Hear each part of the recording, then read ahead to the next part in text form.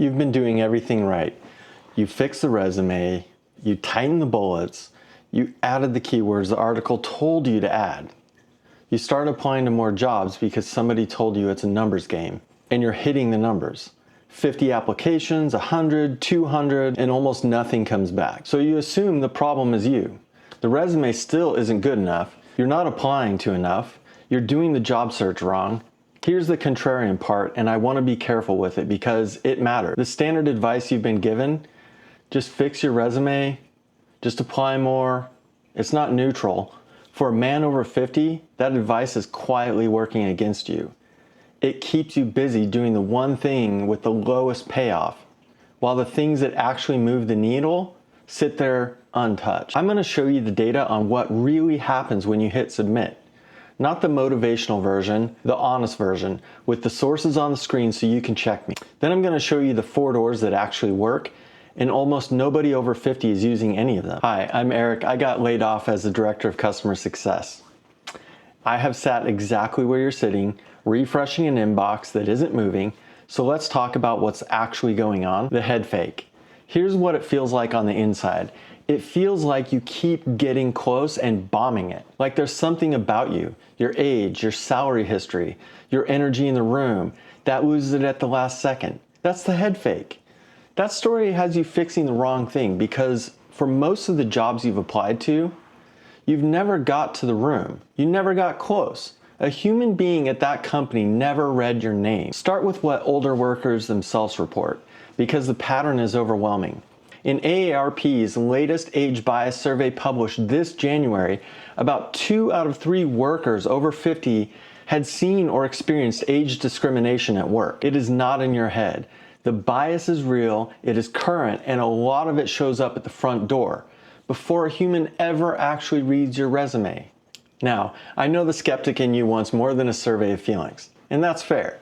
So look at the hard numbers from this spring. In May of 2026, 38.4% of job seekers 55 plus were long-term unemployed versus 26% of those aged 16 to 54. Once you're over 55 and you're out, you stay out longer. Not a little longer. Almost 40% of older job seekers are stuck past the 6-month mark, compared to about a quarter of everyone younger.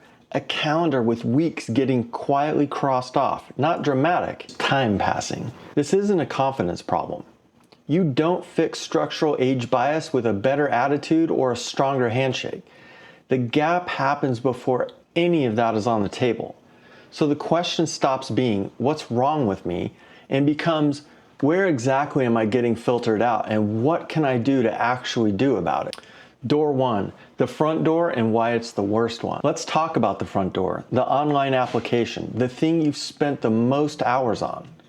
The front door is the worst door for you. Not a little worse, structurally worse. That age bias I just showed you, that's the front door in action. That's the resume going in cold with a name and a graduation year and a 30-year work history that quietly broadcasts your age, setting a thinner response than the identical resume from someone younger.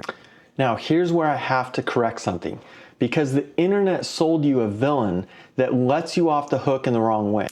You've heard the claim, 75% of resumes get auto-rejected by a robot before a human ever sees them. The ATS, the applicant tracking system, eats your resume. So you panic and you reformat and you stuff keywords and you buy the tool that promises to beat the bot. That 75% number has no real methodology behind it. It traces back to a software vendor that doesn't even exist anymore, one that closed up actually in 2013. And when researchers actually interviewed recruiters, only about 8% had their system set to auto-reject at all. The claim got repeated so many times, it started to sound like fact. It isn't one. Here's the real bottleneck. On a typical opening, only about 3 out of 100 applicants get an interview at all. And employers now average around 180 applicants for every single hire they make. I'm not telling you formatting is pointless. Tightening your resume helps a human skim it. I'm telling you the robot is not your main enemy. The real filter is the size of that pile and a human skimming it in seconds, looking at 30 years of experience and a tenured salary, and decided quietly to pass. So I'm going to give you the 2 things that are worth doing at the front door. Then I'm going to tell you to walk away from it, because the front door isn't useless. It's just really low yield, and it eats the hours you should be spending somewhere else. Front door, move 1. Strip the cheap age signals. 20 minutes, then stop. You're not going to keyword your way out of an age signal, but you can remove the lazy proxies that let a screener round you down before your value even registers. Take the graduation years off the degrees. Cut anything older than about 15 years down to a single early career line. Drop the dated tech nobody runs anymore, lose the AOL or Hotmail address, and that's it. That's the whole resume project. It takes about 20 minutes, not 20 hours. And the reason I'm capping it is that every extra hour you pour into the document is an hour stolen from the doors that actually work. Front door move 2. If you're going to apply, apply fast. When you do apply through a portal, do it early. Recruiters generally say the pile builds within about a week. So a resume that lands in the first day or 2 gets read by a human that's still fresh before the screener is numb and rubber stamping rejections. Light tailoring to mirror the job description's language helps that human, not a robot. After about 72 hours, the odds drop hard. Light tailoring to mirror the job description's language helps that human, not a robot. After about 72 hours, the odds drop hard. So set an alert, apply early, and move on. Do not stir in the portal all day. 2 moves, 20 minutes, and a fast click. Then you close the laptop, because the next 3 doors are where the jobs actually are. But first, I need you to stop blaming yourself, because the timeline is about to lie to you. The timeline and the ghosting. Here's the part nobody warns you about, and it's the part that breaks people. The job search over 50 takes longer, measurably longer, and the silence in the middle of that is not feedback about you. Almost 30 weeks on average for your age group. That's the better part of a year, and it runs longer than it does for someone in their 20s or 30s. So if you're 4 months in and grinding, you are not failing. You are inside the normal range. The system is slow for you by design. Now the part that does the real psychological damage, the ghosting. You have a great conversation, the recruiter's warm, they say, we'll be in touch, and they mean it when they say it. And then nothing, no closure. Just a silence you fill in the worst story about yourself. By the latest survey data, 61% of job seekers say they were left in the dark after an interview, and that's risen 9 points in a year. Most people get ghosted, and it's gotten worse, not better. And it doesn't only happen after interviews. Most of the time, you never hear back at all, not even a rejection. You hit submit, and the silence starts right there. I need you to hear what that means. The silence is not a verdict on you. The silence is a broken process that has nothing to do with your worth. Companies ghost candidates because they reorganize, they freeze the rec, they fill it internally, they get lazy, they have no system for saying no. When you take that silence personally, you do 2 bad things. You beat yourself up over a message that was never about you, and you double down on the front door, because the front door is where you can feel productive even when it's giving you nothing. So let me give you the 3 doors that do work. Door 2, the side door, referrals. And I know you've heard it's who you know your whole life, and it sounds like a cliche. Stay with me, because the size of this effect is the whole video. Look at the math. Referrals are only about 7% of all applicants, but they account for something like 40% of all hires.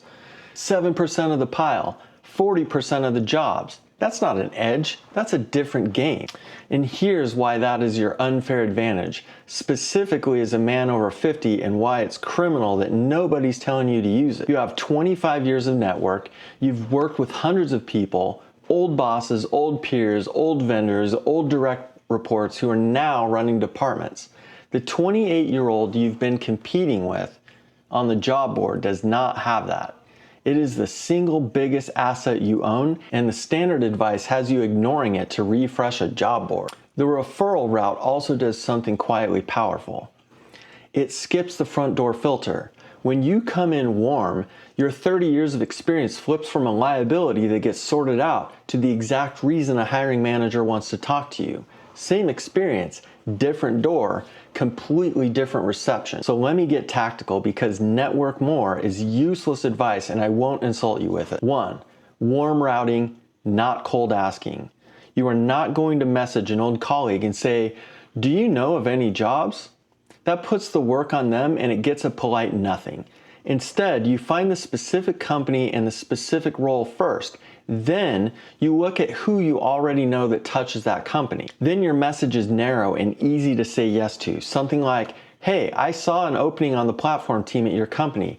You know better than any job board whether it's real and whether it's worth my time. Could I get 15 minutes? You're not asking for a job, you're asking for intel. People say yes to intel. 2, reach the hiring manager, not just the recruiter. The recruiter guards the front door. The hiring manager owns the problem the job is supposed to solve. Those are different people with different incentives. Figure out who would actually be your boss. That's a searchable thing on LinkedIn. Then your move is to go one warm sentence in front of that person or to get to somebody to forward your name to them directly. If you reach out yourself, keep it short and keep it human. You do not ask them to review your application. Reference the specific problem their team is solving, name the one thing you've done that maps straight to it, and ask for a brief conversation.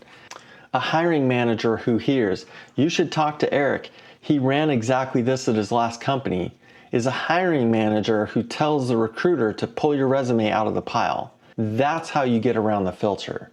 You go around it. 3, leverage the 25 years on purpose, not by accident.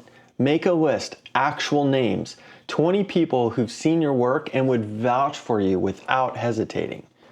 Not contacts, vouchers. Then, over a few weeks, reconnect with them as people first before you ever need anything. "No, I'm not out of work, help." Not, "I'm out of work, help." Just, "It's been too long, how are you? What are you working on?" You're rebuilding the warm channel before you route anything through it. The network isn't a favor bank you raid in an emergency. It's a thing you tend, and you have decades of it already built. If you do nothing else after this video, do this. Take the time you are going to spend on applications 51 through 100 and spend it on those 20 names instead. Move the hours from the worst door to the best one. Door 3. Here's a door that gets mentioned and never explained. Stop aiming all of your fire at the big logos. Everybody tells you to target companies that value experience and then leaves you with no idea what that actually means. Here's the mechanism so it's useful instead of a slogan. At a 60,000 person company, your resume travels through layers. A recruiter, a screening tool, a coordinator, a panel, every layer is in place to get filtered out on a proxy, and the people running those layers are rewarded for cutting the pile down, not for finding the one veteran who could fix everything. That's the same machine that pushed a lot of you out in the first place, restructuring senior people because the spreadsheet said cost. At a 60-person company, the person reading your resume is very often the person who could be your boss. There's no panel, there's no gatekeeper whose job it is to thin the herd. And a smaller company doesn't want a narrow specialist who only does one thing. It wants someone who's seen problems before and can do 5 jobs without a 6-month ramp. And that's not a younger candidate, that's you. So when you build your target list, deliberately weight it towards small and mid-sized companies, the ones where the founder or the department head still does the hiring. The direct outreach move I just gave you, reaching the actual decision maker, works 10 times better at a 60-person company than a 60,000 person one, because at the small company, that person actually reads their own messaging. Door 4, the side entrance nobody uses, contract and fractional. This is the one almost no over 50 job seeker considers, and it's the one that neutralizes the age gap most directly. Stop only asking to be hired full-time. Start offering to solve a specific problem on a contract or fractional basis. Here's the logic, and it's not a consolation prize. The bias against you is a risk story. A hiring manager looks at a senior, experienced, well-paid candidate and quietly worries, too expensive, set in their ways, going to leave the second something better comes along. That fear is what the age signal triggers. You don't argue your way out of a fear like that, you disprove it. A contract or a defined project lets a skeptical employer try before they buy. You walk in, you solve the actual problem, and 90 days of you being excellent does more to kill the age anxiety than any resume bullet ever could. Some of these turn into full-time offers because once they've seen the work, the fear is gone and the only question left is keeping you. And even if they don't, you walked out with an income, a current reference, and a closed gap. And it solves the other problem quietly. While you're doing project work, you have current income and you have current work to point to. So the employment gap that everybody panics about just closes on its own. You're not unemployed and looking, you're consulting and selective. Same situation. Completely different story and a true one. So when you map your targets for at least some of them, change the ask. Not will you hire me? Instead, here is a specific problem I can see you have, and here's how I'd fix it in the first 90 days. That's a sentence a decision maker actually wants to answer. The first week, do this, not everything. I'm not going to dump all that on you and wish you luck. Here's exactly what the first week looks like, so this turns into an action instead of notes you never open again. Number 1, resume. Strip the age signals. 20 minutes, then stop. 2, list 20 people who'd vouch for you. Reconnect as people, not asks. 3, pick 10 target companies, weight towards small and mid-size. 4, for 3 of them, find the actual hiring manager and send one short specific message. 5, for 1 of them, pick a project, not a job. Day 1, the resume, 20 minutes, strip the signals, save it, close it, don't touch it again this week. Then the names, 20 people who would vouch for you without thinking twice, just the list, start reconnecting, no ask attached. Then 10 target companies and lean small, the ones where you can actually find the person who'd be your boss. Then for 3 of them, send the short specific message to that person, not the portal, the person. And for 1 of them, change the ask entirely. Pitch the 90-day fix instead of asking to be hired. That's a week. That's not 50 applications into a void. That's 5 real moves through doors that actually open. I built something to make this concrete and it's free. It's the Gen X Reinvention Workbook and it's got the referral routing scripts that I just described. The 20 names exercise laid out so you can actually fill it in, the target company list with the small company weighting built in, and the tracker I use to run my own search so the silence stops feeling like a verdict and starts being just data. No fluff. Links in the description. And if you want to go through your specific situation with me one-to-one, I keep a few coaching slots open each week. There's a Calendly link down there too. Bring me your actual list of target companies and we'll find your door together. One last thing. Everything I just gave you is about getting the interview. The age bias, the 4 doors, the referral game, the 90-day pitch, that's how you get in the room. But getting the interview is only half of it. The harder half is who you are when you walk in there and the title you wore for 20 years is gone. When somebody asks you, so tell me about yourself, and the old answer doesn't fit anymore. That's the next video, Career Change at 50. Who you are when the title's gone. It's right there on the screen. I'll see you in it.